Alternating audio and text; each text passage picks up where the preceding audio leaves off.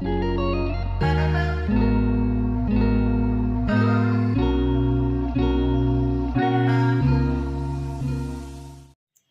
মাছটা হয়তো অনেকে চেনেন বা অনেকে চেনেন না। খেতে একদম ইলিশ মাছের মতন। নাম হলো খয়রা মাছ। নমস্কার, বং রূপালি চ্যানেলের পক্ষ থেকে সকলকে জানাই সাদর আমন্ত্রণ। খয়রা মাছের বেগুন দিয়ে ঝোল আজকের রেসিপি।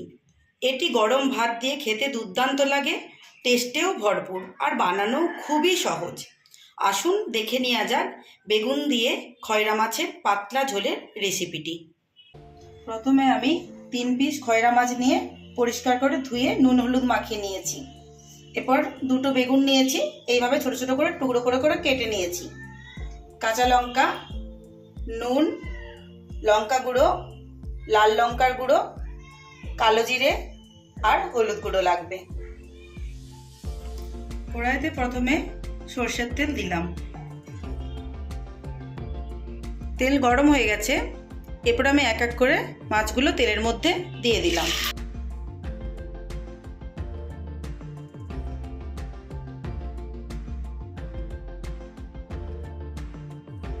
মাছের এই পিঠটা ভাজা হয়ে গেছে, এবার উল্টিয়ে আমি উল্টো দিকটা ভেজে নেব।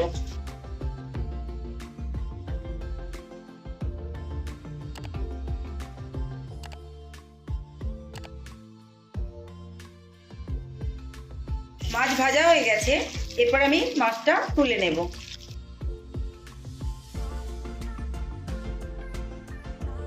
মাছগুলো তুলে নেবার পর যে তেলটা কড়াইতে অবশিষ্ট রয়েছে, সেই তেলের মধ্যে আমি অল্প একটু কালো জিরের ফোড়ন দিয়ে দিলাম।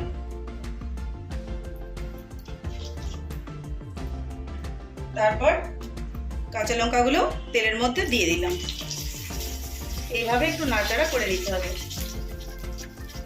পুরো রান্নাটা আপনারা সরষের তেলেই করতে পারেন। এরপর আমি এই তেলের মধ্যে কেটে রাখা বেগুনের টুকরোগুলো দিয়ে দিলাম। এইভাবে নাড়াচাড়া করে নিতে হবে।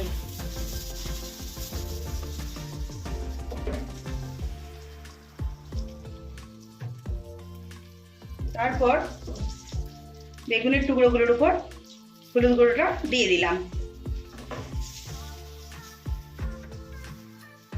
আর নুনটাও দিয়ে দিলাম। দিয়ে 2 মিনিট বেগুনগুলো ভেজে নিতে হবে।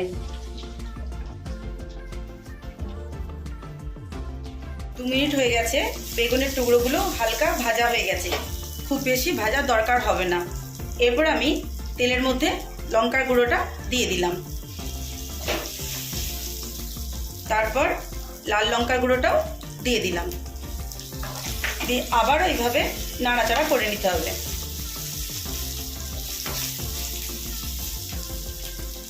নাড়াচাড়া করা হয়ে গেছে, এরপর আমি জলটা ঢেলে দিলাম।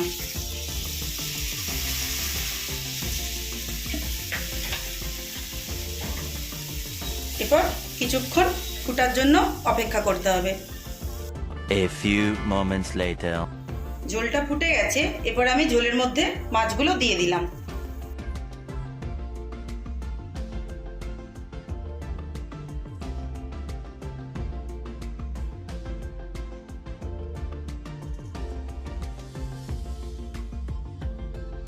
এবার কিছুক্ষণ অপেক্ষা করতে হবে। 2 মিনিট হয়ে গেছে, এরপরে মাছগুলো একবার উল্টে নেব।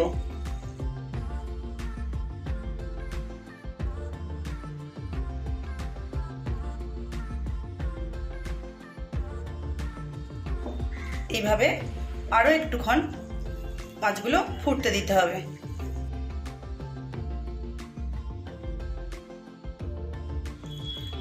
খয়রা মাছের পাতলা ঝোল একদম রেডি হয়ে গেছে। রেসিপিটা কেমন লাগলো জানাতে ভুলবেন না। ভালো লাগলে কমেন্ট করবেন, শেয়ার করবেন আর সাবস্ক্রাইব করবেন।